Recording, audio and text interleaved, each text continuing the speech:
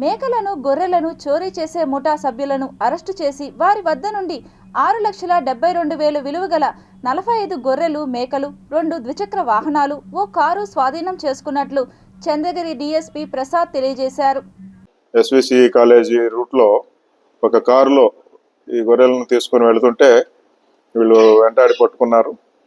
మొత్తం వీళ్ళని విచారిస్తే 6 పోలీస్ స్టేషన్ల పరిధిలో, ఒకటి తిరుచానూరు పోలీస్ స్టేషన్లో ఒక 3 కేసులు, ఆర్సి రామచంద్రాపురం ఒకటి, చంద్రగిరి పోలీస్ స్టేషను, వడమాలపేట, రేణిగుంట, ఏర్పేడు, ఇట్లా 6 పోలీస్ స్టేషన్ల పరిధిలో దాదాపు 8 కేసుల్లో 45 గొర్రెలను మేకలను వీళ్ళు దొంగతనం చేసినట్టుగా వీళ్ళ దగ్గర నుంచి గొర్రెలని రికవరీ చేయడం జరిగింది.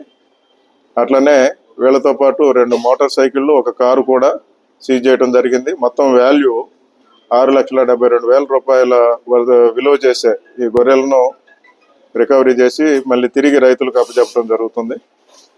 ఈ కేసులో రైతులు కష్టార్జితం అందరికీ తెలిసిందే.